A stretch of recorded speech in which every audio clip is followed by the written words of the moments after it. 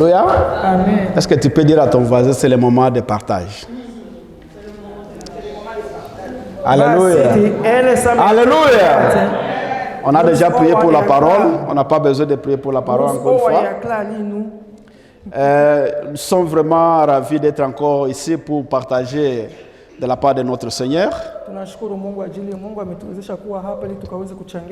Et depuis la semaine passée, nous avons introduit une nouvelle série d'enseignements sur les dons spirituels. Et aujourd'hui, nous allons continuer avec cette même série des dons spirituels.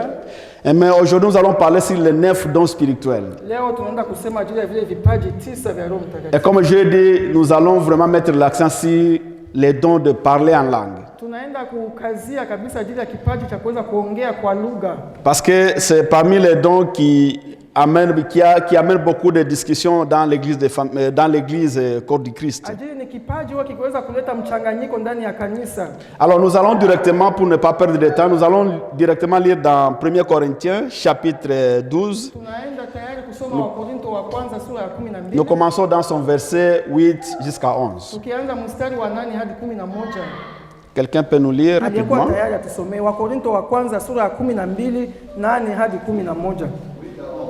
8 à 11, oui. Yeah. 1 Corinthiens 12, nous lisons la parole. En effet, à l'un est donné par l'Esprit une parole de sagesse, à un autre une parole de connaissance, selon le même esprit, à un autre la foi, par le même esprit, à un autre le don de guérison, par le même esprit, à un autre le don d'opérer des miracles, à un autre la prophétie, à un autre le discernement des esprits, à un autre la diversité des langues, à un autre l'interprétation des langues. Au verset 11, un seul et même esprit opère toutes ces choses, les distribuant à chacun en particulier comme il le veut. Amen. Amen. Amen. Amen. Nous avons la fois passée défini ce que signifie un don spirituel.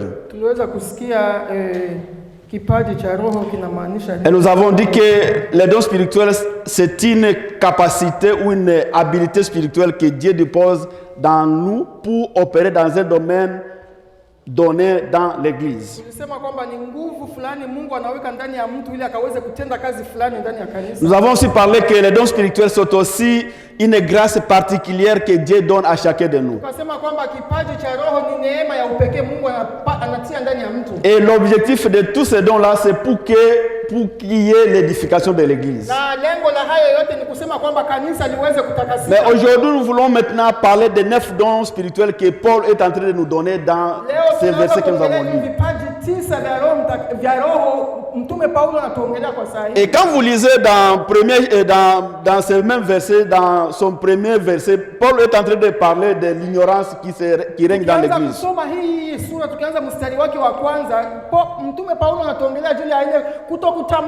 Il dit, pour ce qui concerne les dons spirituels, je ne veux pas, frères, que vous soyez ignorants.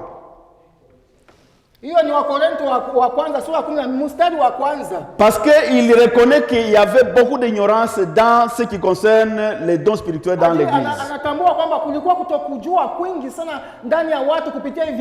Et cette même ignorance, nous la voyons aussi même dans l'église aujourd'hui. Nous voyons les gens qui parlent de dons spirituels mais ne comprennent pas comment est-ce qu'ils opèrent et quels sont ces dons spirituels. Donc, comme on l'avait dit la fois passée, l'objectif de cet enseignement, c'est pour vraiment éradiquer cette ignorance dans l'église du Christ.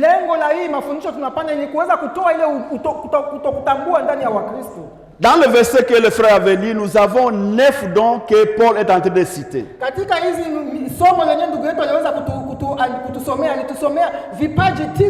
Et ces 9 dons sont divisés d'une façon théologique en 3 groupes ou Na catégories. hivyo vipaji vinagawanyika katika kundi 3.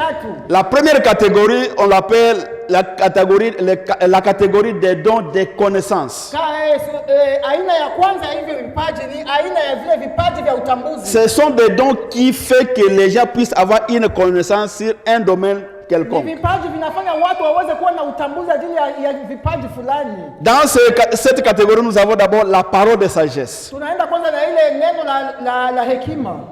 Qu'est-ce qui signifie parole de sagesse? Kuwa na neno la hekima inamaanisha nini? D'abord, quand on définit la sagesse, comme on l'avait dit la fois passée, Tunaposema ajili ya hekima, la sagesse est une modération ou une prudence dans la conduite ou la prise de décision. ni hekima katika mambo fulani fulani, sasa tunapochukua maamuzi Quand on fulani. parle quelqu'un est sage, Tunaposema mtu huyu ni mtu mwenyewe wa c'est-à-dire hekima. c'est une personne qui est prudente dans la prise de Ni décision. mtu mwenyewe ako na hekima katika kuchukua maamuzi On fulani. parle de la sagesse lorsqu'il s'agit de prise de décision. Tunasema kuwa na hekima ni wakati mtu anachukua maamuzi Et fulani. souvent, nous confondons la sagesse avec l'intelligence. Na mara nyingi watu tuweza kuchanganya Mais kuwa na hekima na l'intelligence, akili. l'intelligence, c'est une faculté de comprendre des choses, des situations. Akili ni ile inamfanya mtu aweze kuwa na ule haraka ya kuweza kuelewa. Alléluia.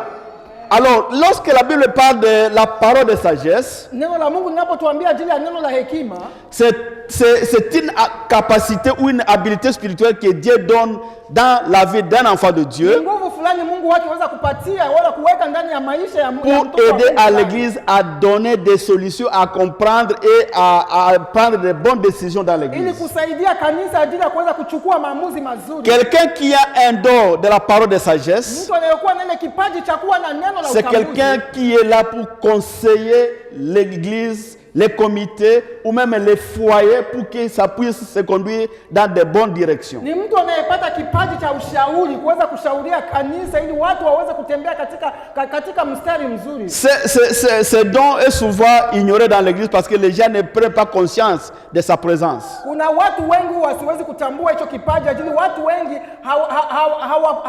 hawapatii nafasi kipaji. Il y a des gens, quand vous êtes dans des réunions par exemple de l'Église, Kuna watu kwa mfano kama tuko vous êtes en train de débattre, de mikutano ya chercher des kanisa, solutions à des mnakuwa problèmes. mkitafuta suluhisho kwa shida fulani. Lorsque quelqu'un a ce don de la parole de la sagesse, Mtu anapokuwa na kipaji cha hiyo neno le la Saint-Esprit hekima, met dans lui une parole qui va donner des solutions à des problèmes que vous êtes en train de Roho débattre. Mtakatifu anatia nguvu ndani mwake huyo mtu aweze kupata neno la hekima ajili ya hiyo shida watu wako nayo. Alléluia. Amen. Je vais aller très rapidement parce que nous avons déjà enseigné cet enseignement encore, mais parce que nous voulons aussi atteindre l'objectif de ce que nous voulons faire aujourd'hui. Donc, parole de sagesse, c'est utilisé toujours dans la prise de décision. Hii neno la hekima mara nyingi huwa likija tunapochukua maamuzi. Et puis c'est quelqu'un aussi que Dieu met à cœur. Chaque fois il y a quelque chose, il trouve qu'il y a un, ça ne va pas, il est là pour aller donner des conseils. Na ni kipaji Mungu anatia ndani ya mtu ajili kila mara watu wako na shida, ule mtu anakuwa tayari kuweza kusimama kuweza kuleta neno la kuweza kupata Quelquefois, suluhisho. il n'est pas invité dans les problèmes, mais il arrive, il commence à donner des problèmes. Ah, je vois, il y a ceci, il y a cela, mais s'il pouvait faire cela, s'il pouvait faire Inaweza cela. kuwa hata ule mtu akaweza kualikwa katika hiyo maamuzi, lakini anapoongea hilo jambo anawapatia ushauri na huyo ushauri unaleta suluhisho kwa shida. Ça, c'est les dons de sagesse. Hiyo La parole de sagesse. ni kipaji cha kuwa na neno la hekima. Pour ceux qui écrivent, deuxième point, deuxième don qui est Kipaji cha pili les dons de la connaissance. ni kipaji cha La kuwa na parole de utambuzi. connaissance. Neno la utambuzi. Alléluia. Amen. La parole de connaissance. Neno la utambuzi. La parole de connaissance est toujours confondue avec la prophétie. Na neno la utambuzi mara nyingi huwa likiweza kuchanganyika na kuwa na profesi, ni kuwa Unabii. unabii. La plupart des fois, même quand nous voyons les gens qui sont en train d'œuvrer dans le domaine prophétique, vous trouverez que ce qu'ils parlent de la prophétie, ce n'est pas réellement la prophétie. Mara nyingi watu kiona watu wengi wanasema kwamba wao ni wanabii, lakini yale mambo wao wakiyaongelea si unabii. La parole de connaissance, c'est la révélation d'un mystère caché sur la vie présente et passée d'une personne. Na neno la utambuzi ni ile ufunuo wa maisha ya mtu yaliyopita na yale yako sahihi. Quand quelqu'un a le don de la parole de connaissance, mtu anapokuwa na yeye kipaji cha neno la c'est lorsque Dieu met en toi une information sur la vie d'une personne. ni wakati Mungu anatia mambo ndani mwako ya kuweza kujua maisha ya mtu fulani. Alléluia. Amen. Alléluia. Amen. Nous avons un bon exemple dans la Bible, c'est par exemple lorsque Jésus s'est rencontré avec la femme samaritaine. Tukiangalia kama vile kwa mfano wakati Yesu Kristo aliweza kukutana na yule mwanamke Msamaria. Nous disons que c'était une prophétie, nous l'avons aussi parlé la fois passée que c'était la prophétie. Tunajua kwamba tunaweza kuongeza siku zinaisha kwamba ilikuwa ni unabii. Mais en réalité ce n'est pas une prophétie, c'était la parole de la connaissance. Kwa kweli si unabii, ilikuwa ni neno la Parce que les dons de connaissance, c'est lorsque vous avez une information sur une personne pour la vie présente et la vie passée. Maneno ya ujuzi ni wakati unapokuwa na ujuzi katika maisha ya mtu, yale aliyopita na maisha yake anaishi ala maisha ya kesho. Alléluia. Amen. Tu peux être comme ça, tu dis, ah mon frère, je vois que vraiment le Seigneur même... J'ai même un exemple aujourd'hui. J'essaie de ne pas le faire, mais je vois que c'est très lourd, que Dieu me dit quelque chose qu'il faut le dire. Lorsque j'ai fait le premier contact avec le frère Achille, avec son enfant, cet enfant de 5 ans que nous sommes venus avec, le Seigneur m'a dit directement quelque chose qu'il faut prier pour cet enfant. Ninaweza kusema kama vile kwa mfano nilipokuja na kaka yetu wa shule na kijana wake wa miaka 5. Mungu aliweza kunifunulia kuniangazia yale ninaweza kuombea ajili ya kijana. Ce qui est bon avec le Saint-Esprit, les mêmes messages, le frère aussi a reçu les mêmes messages. Na la ajabu sasa kisi tukaangalia Roho Mtakatifu ni mwema. Mimi nimekuja hayo na yale nilikuwa nikiwaza Mungu aliweza kuyatia. Ma sagesse me parlait de ne pas parler de ça parce que c'est la première fois que vous êtes ici. Tu ne connais pas vraiment de quoi nous sommes, qui sommes-nous, mais c'est très fort qu'il faut le dire. Lakini neno la ajabu ni kwamba hatuwezi kuyaongea hayo ajili ni mara yako ya kwanza unaingia ndani ya kanisa, lakini itatubidi tuweze kuongea hayo. Il faut prier pour cet enfant. Ni lazima familia iweze kuombea kijana. Je ne sais pas, c'est la première fois que je fais contact avec ta famille. Lakini mara yangu ya kwanza kuonana na mais le premier contact, lorsque vous avez quitté la maison, mon contact avec lui, le Seigneur m'a dit quelque chose qu'il faut prier pour cet enfant. Roho Mtakatifu aliweza kuniangaza kwamba tuweze kuombea familia iweze kuombea. Donc quand on a le don de parole de connaissance, c'est-à-dire que vous avez des informations sur la vie des gens dans l'église. Et le don là est opéré dans l'église pour édifier les gens.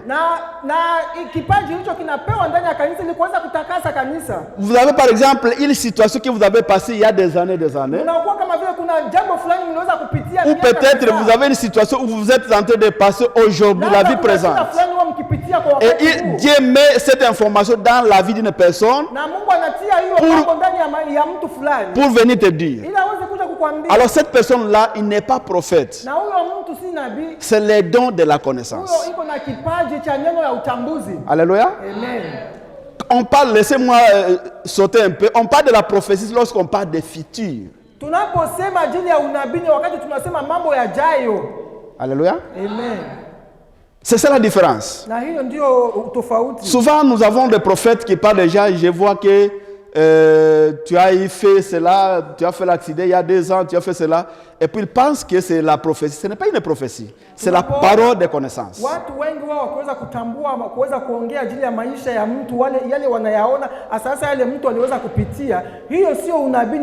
parle de prophétie lorsqu'on parle de la vie future. Ce qui va venir à partir de demain, c'est maintenant qu'on peut prophétiser. Mais quand je parle de votre vie d'aujourd'hui et de votre vie passée, il s'agit de la parole de connaissance.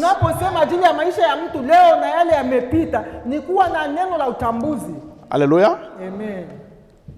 Nous devons connaître ces choses comme église. Et le troisième don, dans la catégorie des dons de connaissance, c'est le don de discernement des esprits. Quand vous voyez ces 3 dons, connaissance, sagesse et discernement, vous serez d'accord avec moi qu'il s'agit de la connaissance.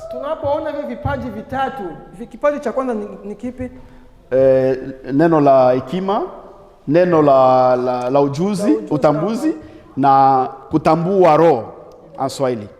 Amen. Amen. Amen. Amen. Amen. Le discernement des esprits, comme ça s'explique, c'est un don que le Seigneur nous donne pour reconnaître les esprits qui opèrent dans la vie des serviteurs. Et comme je le disais la fois passée, ce don est très important pour l'église aujourd'hui. Na kipaji hicho ni cha muhimu sana ajili ya kanisa. Parce qu'il y a beaucoup de faux prophètes qui sont venus dans l'église. Na kuna wanabii wa uongo wengi. Il y a des faux serviteurs de Dieu, des faux pasteurs qui sont vraiment dans l'église. Wanabii wa uongo. Et nous avons tellement besoin de ces dons pour que nous puissions connaître qui est qui dans l'église. Na Mungu anaweza kutia kipaji hicho ili tukaweze kutambua ni wanani wako. C'est un don quand tu arrives, par exemple, comme notre frère, il arrive, il entre directement, il voit qui est ce pasteur qui est devant lui. Na ni kipaji kwa mfano tunaweza kupata watu wageni wanakuja ndani ya kanisa. Unapofika tu hapa unaanza kutambua ni watu gani wako ndani ya kanisa. C'est un don que le Saint-Esprit nous met à cœur pour que nous puissions identifier qui sont de Dieu et qui ne sont pas de Dieu. Na hicho ni kipaji Roho Mtakatifu akitia ndani yetu tuweze kutambua ni wanani watu wa Mungu na wasiokuwa wana wa Mungu. Un jour, j'avais un pasteur que j'admirais vraiment, je le voyais sur l'internet. Et puis je me suis dit non, il faut prier. J'ai commencé à prier pour ce pasteur pour savoir réellement si ce qu'il fait, ça vient de Dieu ou ça vient du diable. Alors, dans ma prière, je suis allé dormir et le Dieu qui me révèle que non, celui-ci n'est pas de Dieu. Ce qu'ils font, ils ont ce qu'on appelle la caméra spirituelle. Quand vous entrez dans son église, malgré que tu sois dédié ou tu es vraiment saint de tout ce qui est de façon, une fois que tu entres dans son église, votre vie est déjà captée. Donc il y a un esprit qui capte toute la vie de tout le monde qui sont là. C'est à lui maintenant de choisir de quelle histoire il va maintenant parler. Alors je me suis dit, mon Dieu, est-ce que c'est vrai? Alors Dieu m'a montré une de ces vidéos qu'il était en train de faire et j'ai compris que vraiment, il était vraiment un faux prophète.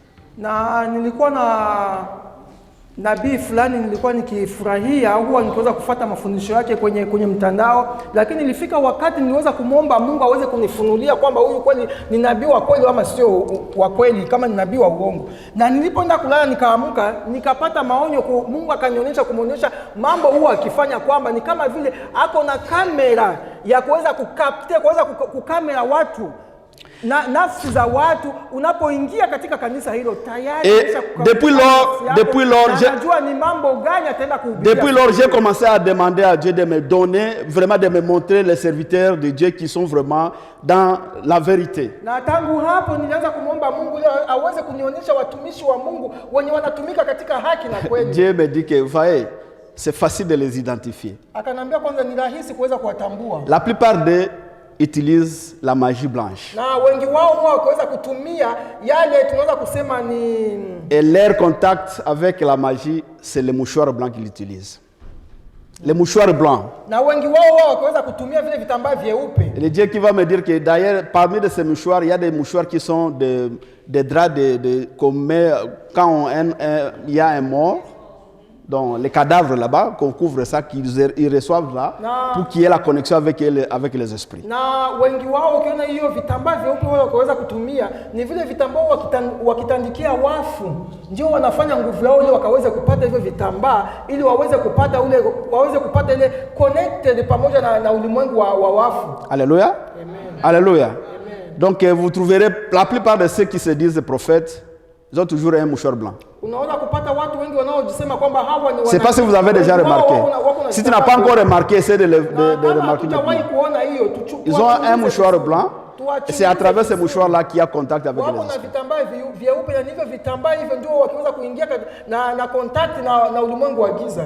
Alléluia. Donc les dons de discernement des esprits nous aident à identifier les faux prophètes, les faux pasteurs et ceux qui sont des vrais des serviteurs de Dieu.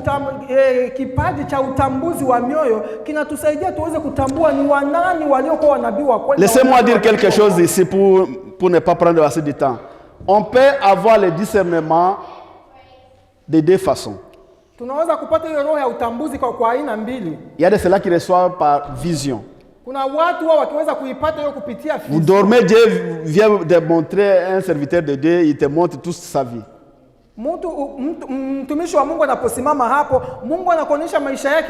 Et les autres reçoivent par une ferme conviction. Quand ils voient quelqu'un en train de prêcher cet serviteur, le Saint-Esprit te dit non, celui-ci n'est pas de Dieu. Et tu es convaincu qu'il n'est pas de Dieu. Alléluia. Et je voudrais aussi dire que ce don peut être utilisé pour tout le monde. Qui sont, tout enfant de tout enfant de Dieu peut avoir ce don de discernement. Et nous allons aussi voir d'autres dons que il y a ce qu'on appelle les dons, il y a aussi ce qu'on appelle les pouvoirs. Nous allons aussi voir dans ça.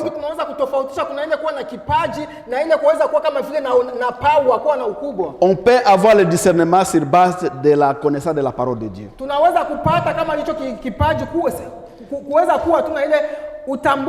Si quelqu'un connaît la parole de Dieu et qu'il voit quelqu'un qui est en train de dire des choses qui ne sont pas en rapport avec la parole de Dieu, là vous pouvez discerner que celui-ci n'est pas de Dieu. Et vous pouvez aussi avoir le discernement sur base de la prière. Quand vous doutez d'un pasteur ou d'un serviteur de Dieu, il ne faut pas se hâter de commencer à juger. Prenez votre temps de prier pour lui. Dis à Dieu, montre-moi l'état d'âme de cette personne. Et Dieu va te le révéler. Alléluia. Ça, c'était le don de la connaissance. Cette catégorie de dons de connaissance, Dieu nous donne pour que nous puissions connaître qui sont ceux qui sont devant nous. Et pour connaître la vie ou les vies des gens qui sont dans l'église. Alléluia. Est-ce qu'on est ensemble? Je disais que ça sera vraiment un enseignement pur et simple. Nous allons lentement pour que nous puissions comprendre ces choses. Alors, nous avons la deuxième catégorie, comme les théologiens disent, il y a la catégorie des dons de puissance. Les dons de la puissance. Dans les dons de puissance, il y a aussi 3 dons. Quand je dis les dons de la puissance, c'est purement la théologie. Il ne s'agit pas, ça n'est pas des faits. C'est pour aider les enfants de Dieu de comprendre bien ces dons-là.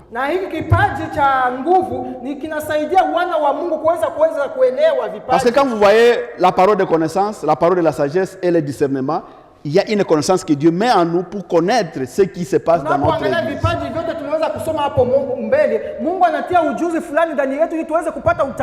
Mais les dons de la puissance, ce sont les dons que là où il y a la manifestation de la puissance du Saint-Esprit dans l'église.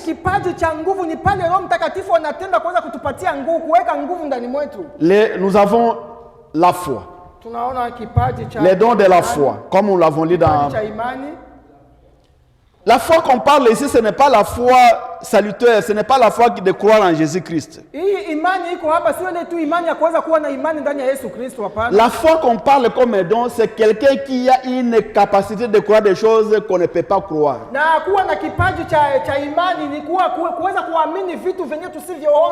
Quand vous avez le don de la foi, vous croyez à des choses impossibles selon l'entendement humain.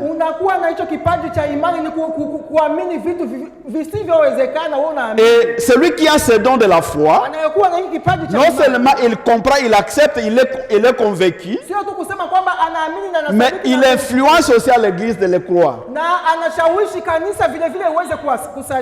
Comme nous l'avons défini la fois passée, l'objectif des dons spirituels, c'est pour l'édification de l'église. Quelqu'un peut venir ici vous dire que moi je pense que dans 10 ans nous allons construire une église ici à Aarhus de 5000 personnes.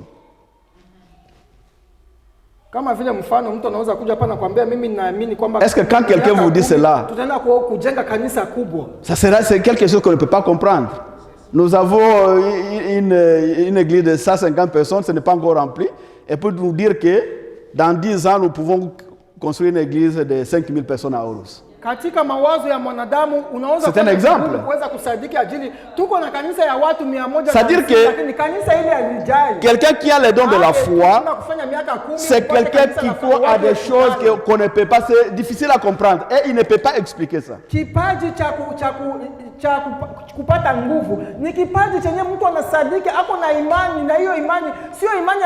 ce qui fait que cela soit un don, c'est parce que finalement, ce qu'il a cru, ça va s'accomplir. Hiyo imani inafanyika kuwa kipaji la ajili yale mambo yenyewe aliamini lazima yatendeke. Na Alléluia. yanatendeka. Alléluia. Amen. Alléluia. Amen. Nous avons aussi dans cette catégorie les dons de la guérison. Tunaenda katika hiyo ukurasa wa vipaji, tunaenda na kipaji cha uponyaji. C'est le 5e dans la liste, mais dans la catégorie puissance, c'est le deuxième don. Katika vipaji ni kipaji cha 5, lakini tukienda kwa hii ukurasa wa vipaji ni kipaji cha 2.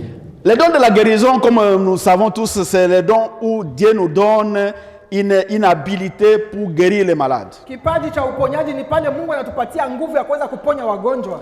Et quand la Bible parle de guérison au pluriel, Neno la Mungu linapotuambia uponyaji kwa c'est wingi, parce qu'il y a différentes sortes de maladies. ajili kuna magonjwa aina nyingi. Quelqu'un peut avoir les dons de guérison pour guérir peut-être les problèmes qui ont des maladies mentales. Kuna mtu anaweza kupata kipaji cha uponyaji ajili ya watu wenye kuwa na magonjwa ya kichwa. Quelqu'un aussi peut-être Dieu lui donne comme la spécialité. Docteur, je pense que vous connaissez votre spécialité. Il y a des docteurs mais spécialisés en domaine tel. Kama tunaweza kusema mfano kama vile madaktari fulani, kila daktari ako na C'est exactement ce dont aussi opère. Il y a des gens qui ont les dons de guérison mais il est spécialisé dans des maladies peut-être physiques. Watu wako na vipaji vya uponyaji, lakini Mungu anawapatia nguvu katika aina fulani ya magonjwa. Il y a d'autres, lui ce n'est pas seulement, c'est peut-être une maladie spécifique, le cancer. Quand tu as le cancer, tu viens chez lui, tu seras guéri. Labda Mungu anaweza kutia kipaji fulani cha kuweza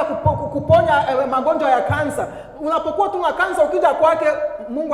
Donc c'est une puissance, une habilité que le Saint-Esprit dépose en nous pour opérer des guérisons de toutes les maladies. Fulani Roho Mtakatifu anatia ndani mwetu ili tuweze kutenda kazi ndani ya kanisa. Mais je vais vous dire quelque chose. Lakini kuna jambo fulani. Avant que la guérison soit un don, kabla hiyo uponyaji uweze kuwa kipaji, c'est aussi un pouvoir que tout enfant de Dieu a été donné. Ni nguvu fulani yenyewe iliweza kupewa kwa kila yoyote aliyefanyika kuwa mwana wa Mungu. Nous pouvons lire lisons d'abord Marc 16. Acha tusome kitabu cha Marko 16 mstari. Et ce verset nous allons encore nous référer de ces versets lorsque nous allons parler d'autres dons. Tutaenda tena kutumikisha hii mstari tunapoongea juu ya vipaji. Si quelqu'un peut nous lire rapidement dans Marc. Lisons la parole de Dieu dans Marc 16, 17 à 18. Voici les miracles qui accompagneront ceux qui auront cru. En mon nom, ils chasseront les démons, ils parleront de nouvelles langues. Continue. La guérison, nous sommes dans la guérison. Ils parleront de nouvelles langues, ils saisiront des serpents. S'ils boivent quelques breuvages mortels, il ne leur fera point de mal. Ils imposeront les mains aux malades et les malades seront guéris. Amen. Amen. Alléluia. Amen. Ça, c'est une recommandation que le Seigneur Jésus a donnée à tout celui qui va croire. Hiyo ni amri Mungu aliweza kupatia kwa kila yeyote atakayeamini. C'est-à-dire que parmi les dons que nous sommes en train de citer, il y a aussi le pouvoir qui nous a été donné pour tout le monde d'opérer dans ce pouvoir. Katika vipaji vyote Mungu aliweza kutupatia, kuna nguvu fulani Mungu aliweza kutupatia. Mais la différence entre le pouvoir et les dons est que les dons est vraiment permanent et c'est continuel. Lakini utofauti ni kwamba vipaji vinaendelea na Mungu Mais le pouvoir que le Seigneur nous a donné, c'est quelque chose qui arrive selon les circonstances, les décisions que nous trouvons. Lakini nguvu fulani Mungu anatia ndani mwetu, ni nguvu Mungu anaweka inalingana na wakati gani tuko ndani. Et laissez-moi vous dire clairement, na acha niwaambie, on parle des dons quand c'est la puissance du Saint-Esprit. Tunaposema vipaji ni kama ni Roho Mtakatifu wako. Mais on parle de pouvoir lorsque vous utilisez le nom de Jésus-Christ. Na tunasema nguvu wakati tunatumia jina la Yesu Kristo. Est-ce qu'il y a quelqu'un qui m'a compris? Tunaelewa kweli hii? Est-ce qu'il y a quelqu'un qui m'a compris? Kuna mtu anatuelewa? Il a reçu les noms au-dessus de tous les noms. Il a reçu les noms au-dessus de tous les noms. Quand on parlera de Jésus, c'est-à-dire que quand vous utilisez le nom de Jésus, il y a un pouvoir, une puissance qui arrive. Inamaanisha kwamba tunapotumia neno jina la Yesu Kristo tunapata Alors, nguvu vous fulani. avez le pouvoir d'imposer la main sur les malades. Tuko na nguvu ya kuweza kuweka mikono juu ya wagonjwa na C'est le wanapona. pouvoir qui se trouve dans le nom de Jésus-Christ. Hiyo ni nguvu iko ndani ya jina Mais la Yesu. quelqu'un qui opère dans les dons, c'est quelqu'un qui fait que la puissance du Saint-Esprit puisse se manifester. anaita kusema kwamba nguvu ya Roho Mtakatifu iweze kukutendeka. Je ne sais pas si vous comprenez. Sijui kama tunaelewa hiyo. Alléluia. Amen. C'est-à-dire que tout ce qu'on parle des dons, tout le monde peut aussi œuvrer dans ce que nous le disons. Mais il y a la différence entre les deux pouvoirs que nous utilisons. Kila mtu anaweza kuwa na kipaji cha uponyaji, lakini inalingana ni nguvu gani yenyewe unapewa. Mais ce qui est dommage, dans l'église, nous avons des pouvoirs, mais nous ne voulons pas les utiliser. Lakini la ajabu ni kwamba ndani ya kanisa tuko na vipaji, lakini watu hatutumii vipaji Mungu alitia ndani mwetu. Alléluia. Amen. Aujourd'hui, nous avons eu un témoignage, malgré celui à qui Dieu a guéri, n'a pas voulu vraiment témoigner. Mais c'est très important lorsque Dieu fait quelque chose, que nous puissions avoir le temps de venir témoigner. Leo tulipata kipaji fulani cha uponyaji, lakini ni muhimu sana tunapopata hicho kipaji cha uponyaji, Mungu anapokutendea uweze kuja kushuhudia. Alléluia. Amen. Est-ce qu'on est ensemble? On comprend bien la différence de ces dons? Tuko pamoja, tunaona utofauti wa vipaji hivyo viwili. Alors, nous avons le 6e don, où dans la série de puissances, nous avons ce qu'on appelle don d'opérer des miracles. Kipaji cha sita ni ile kuweza kupata kipaji cha kuweza kufanya miracle, miujiza. Alléluia. Amen. Alléluia. Amen. Alléluia. Amen. Nous avons, Dieu a investi dans nous le pouvoir d'opérer les miracles. Mungu aliweza kutia nguvu ndani mwetu tuweze kutenda miujiza fulani. On parle de miracles lorsque Dieu crée quelque chose qui n'existait pas. Tunaposema miujiza ni wakati Mungu anaweza kutenda uumbaji wa kitu fulani ou lorsqu'il ramène ceux qui étaient déjà morts en vie. Labda anatoa wale walikuwa tayari katika wafu, anawaleta tena kuweza kuwapatia tena uzima. Lorsque nous opérons dans le domaine de miracles, je voyais un pasteur en Tanzanie. Jusque-là, je n'ai pas suivi vraiment. Lui, il prie. Il y a des gens qui ont été portés disparus. Et puis les gens reviennent. Là où ils étaient, il prie, il fait même des croisades. Lorsqu'il fait des croisades dans un village, les croisades. Souvent l'anglais c'est un peu. Des croisades. Alors, il prêche, après il prie, et lorsqu'il commence à prier avec louange et adoration, les gens qui étaient dans des milieux différents, qui étaient peut-être dans des forêts amenés par les sorcelleries, viennent. Et tout le monde les voit. C'est vraiment... Niliweza kufuata mtumishi wa Mungu huko Tanzania. Yeye Mungu alimpatia hicho kipaji. Mikutano mikuu. Anapofanya hiyo mikutano anahubiri watu, kisha kuhubiri anaombea watu. Je ne dis pas que watu walikuwa walipotea, walipelekwa na mashetani, mambo ya giza. Anapoomba hiyo nguvu ya Mungu inakuja, inaleta wale watu wote walikuwa walipotea, sijui kama walifungwa wapi na nguvu za giza, watu hawajui na mahali walienda, wale watu wanarudia. Je ne dis pas qu'il est vrai. Je n'ai pas dit ça. Parce que c'est son affaire avec Dieu. Mais ce que je vais vous dire, qu'il y a des gens qui opèrent des miracles qui sont vraiment miraculeux.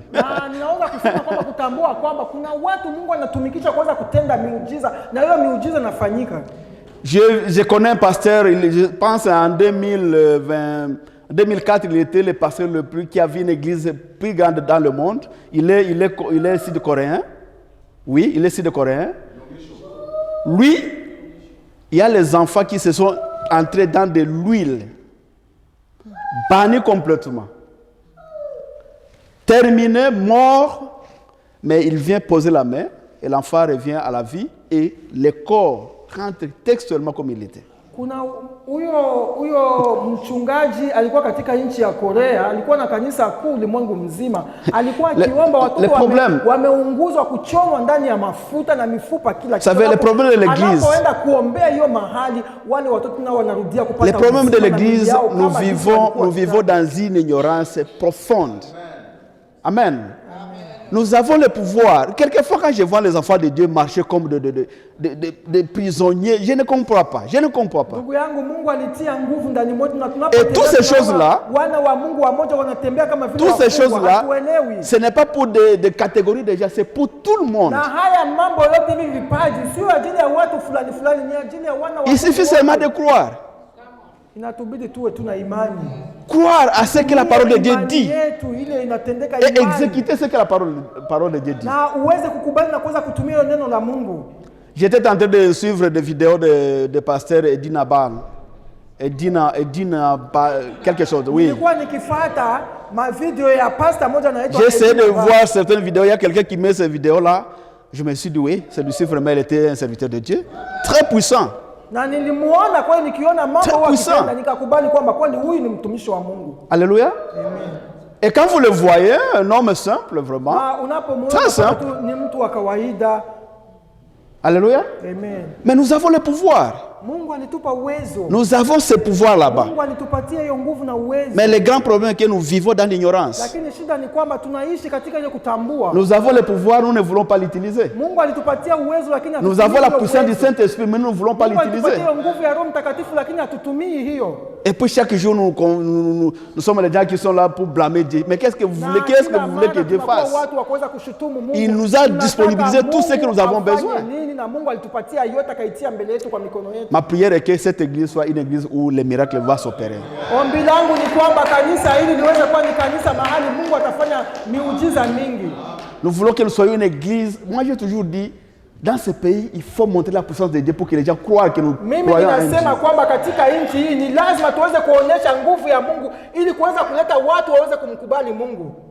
Ma prière est que vraiment toutes sortes de maladies qui seront amenées dans cette église, qu'elles soient guéries au nom de Jésus. Ombi langu ni kwamba aina zote za magonjwa zitakuja katika kanisa hili. Mungu C'est notre droit. Nous Hiyo sommes ni haki aussi enfants de yetu Dieu. sisi kama wana wa Mungu. Tout ce qui est écrit ici dans la Bible, c'est notre droit. Yote yanayoandikwa katika Biblia Nous ni haki avons le droit de yetu sisi. l'exécuter et de l'exercer. Tuko na haki ya kuweza kutumia. Mais le problème, Lakini c'est la shida ni foi. kwamba Nous manquons la foi. tunakosa imani.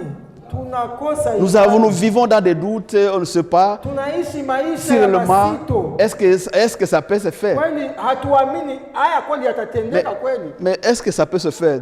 Est-ce que tu crois à un Dieu fort? Kweli unaamini ule Mungu. Si tu mkuu. sais que rien n'est impossible à Dieu, Unaamini mais kwa pourquoi ule tu Mungu vas mwenye douter que ça ne peut pas se anaweza faire? yote.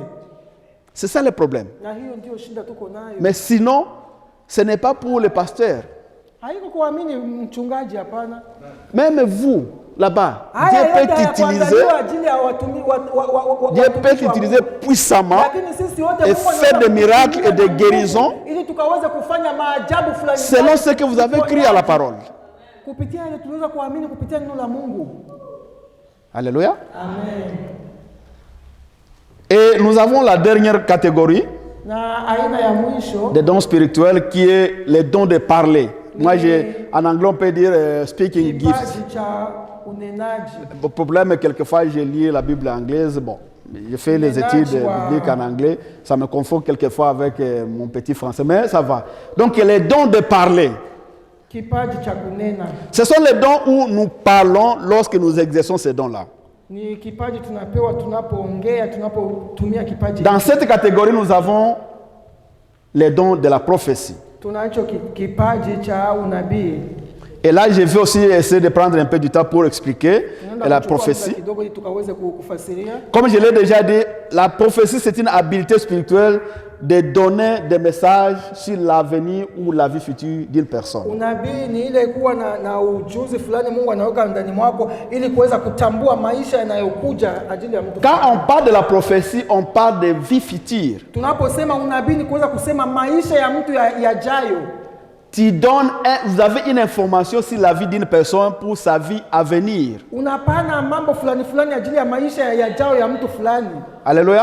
Amen. C'est ce qui fait la différence entre la prophétie et la parole de connaissance. Na hiyo ndio tofauti kati ya unabii na ile kuwa na neno la utambuzi. La parole de connaissance, c'est lorsque tu parles de ma vie propre aujourd'hui et passé. C'est la connaissance. Ni kusema maisha yangu ya Vous leo. connaissez ma vie. Mais le futur, quand tu parles, tu me donnes un message, une information sur ma vie future, c'est là qu'on parle de la prophétie. Lakini unaposema ajili ya maisha yangu yajayo, huyo ni unabii. Et vous trouverez la plupart des gens qui s'appellent prophètes, ils ne sont pas prophètes. Na unapata watu wengi wanajiita kwamba ni wanabii, lakini ukiangalia Ils sont entrés des vrais, ils sont seulement d'entrer des vrais dans les dons de la connaissance. wanaishi tu katika ile maneno ya utambuzi. Et d'ailleurs, ce n'est pas parce que vous avez les dons de prophètes, vous avez les dons de prophétie, que vous devenez prophète. Na sio kusema tu kwamba ajili uko na ile neno la unabii ndio unageuka kuwa nabii, si hivyo. Ce n'est pas parce que nous pouvons lire, j'ai beaucoup de ce n'est pas parce que Dieu te donne une parole, une prophétie, un don de prophétie que automatiquement tu deviens prophète. Non. Sio kusema kwamba Mungu anakupatia hicho kipaji cha unabii ndio unafika unafanyika hapo uweze kuwa nabii. Un prophète, c'est un ministère comme pasteur. Ile neno ya unabii ile tunaweza kusema ni ministry ya watu wao wachungaji. Nous allons étudier là les 5 ministères. Là où nous allons parler de pasteurs, prophètes, des apôtres, évangélistes et docteurs. Alléluia. Amen. Donc, quand on a les dons, on n'a pas les noms. Unapokuwa na kipaji sio kuwa na jina. Est-ce qu'on est ensemble? Tuko pamoja kweli? Quand on opère dans un don, on n'a pas les noms. Kama unaishi maisha kuwa ndani ya kipaji. Est-ce que quand tu guéris le malade, tu deviens guérisseur? Kuwa na jina sio kusema unaponya watu ndio unakuwa na jina. Est-ce que quand tu fais des miracles, tu deviens miraculeur? Non. Unapofanya miujiza inamaanisha kwamba wewe unakuwa mtu wa. C'est l'œuvre de la puissance de Saint-Esprit seulement. Hiyo tu ni nguvu ya Roho Mtakatifu inakuja ndani. Alléluia. Amen. Même si vous donnez des prophéties, vous n'êtes pas prophète. Hata kwamba unapana unabii sio unafanyika kuwa nabii, hapana. Moi, je regrette beaucoup l'église est dans une ignorance. Tout le monde est devenu prophète. Parce que ça gagne. Et c'est pourquoi même il y a beaucoup qui entrent dans, qui font des pactes avec l'ennemi. Parce que les gens sont attirés. Lorsque je viens ici, je commence à te parler, tu sauras déjà, tu seras là-bas, tu feras ceci. Oh, tout le monde chante et l'église grandit. Et c'est ce qui fait que les gens sont manipulés de gauche à droite. L'ignorance de la parole de Dieu. Ce n'est pas parce que tu donnes une prophétie que tu deviens prophète.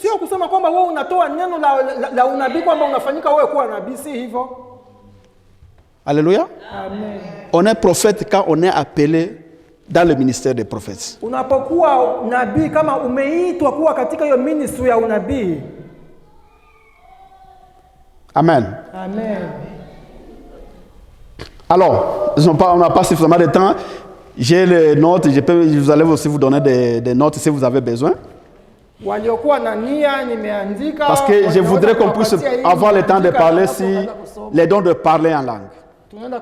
Ça, c'est le 8e don dans la liste. C'est le don de parler en langue. Et c'est le 2e dans la catégorie des dons de parler en langue. Je ne veux pas que vous soyez confondus là-bas. Je pense que nous sommes ensemble. Nous sommes ensemble? Amen. Alors, les dons de parler en langue. C'est un don qui amène une discussion dans l'église du Christ. Et souvent, il y a des discussions parce qu'il y a toujours l'ignorance dans l'église. Je vais d'abord vous dire que avant que les dons de parler en langue soient un don, c'est aussi le pouvoir de tout enfant de Dieu. Alléluia. Amen. Nous référons encore le texte que nous avons lu là-bas, dans Marc 16, 17. La Bible nous dit que tout celui qui croit, ces miracles ou les signes vont les accompagner.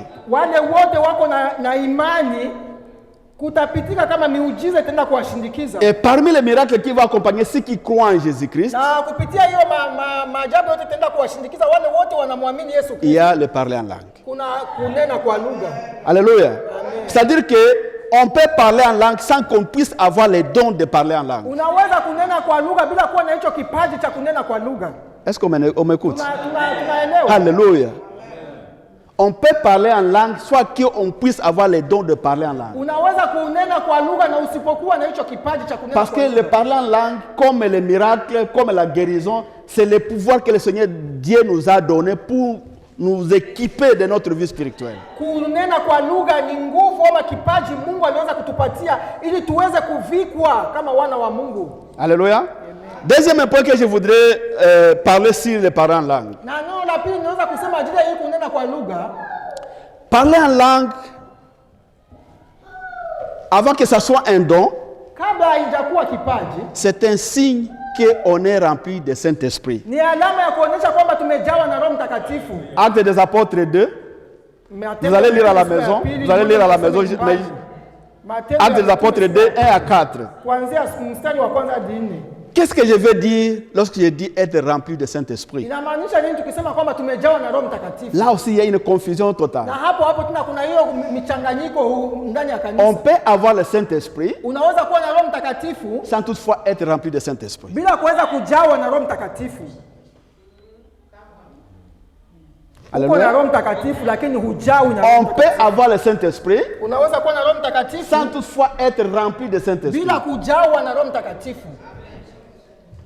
Nous lisons, nous allons lire. Tunaenda Nous kusoma. voyons dans la Bible, dans Jean 20. Tunaenda kuona kitabu cha Yohani sura ya 12. Lisons dans Jean 20, Tusome Yohani sura ya 12. versets 21 à 22. 21 hadi 22. Nous allons voir un scénario qui se passe là-bas. Tunaenda kuona nini kinapitika hapo. Nous lisons la parole de Dieu dans Jean 20, 21 à 22. Il dit, Jésus leur dit de nouveau, la paix soit avec vous. Que la paix soit avec vous. Comme le Père m'a envoyé, moi aussi. Comme le Père m'a envoyé, je vous envoie aussi. Après ces paroles, Et lorsque Jésus a terminé à parler ces paroles, il souffla il souffla eux pour les disciples. et leur dit, Qu'est-ce qu'il a dit? recevez le Saint-Esprit. Recevez le Saint-Esprit. Amen. Amen. Alléluia. Amen. C'est-à-dire que les disciples ont reçu le Saint-Esprit avant l'arrivée du Saint-Esprit dans Acte 2. Tunaposema neno hili inaonyesha kwamba mitume walipokea Roho Mtakatifu mbele. Alléluia. Ujao wa Roho Mtakatifu. Ils avaient le Saint-Esprit parce que Dieu avait soufflé le Saint-Esprit et ils ont reçu le Saint-Esprit. Walikuwa na Roho Mtakatifu ajili Yesu Kristo aliweza kuwapumzia. Mais ce qui les manquait, Lakini ilikuwa kilikuwa il manquait la puissance du Saint-Esprit. walikuwa wanakosa nguvu ya Roho Mtakatifu. C'est pourquoi Jésus les a dit, vous allez attendre dans la chambre haute. Na ndio maana Yesu Kristo aliwaambia ndio wakati. Lorsque le Saint-Esprit va surgir sur vous, wakati Roho Mtakatifu et vous donnera la puissance d'être mes témoins. uweze kuwa mashariki wangu. Alléluia. Alléluia.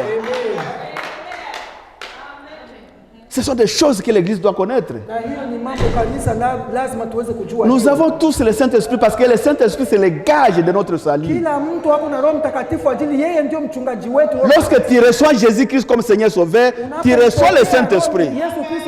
Mais ce n'est pas pour autant que vous avez la puissance du Saint-Esprit.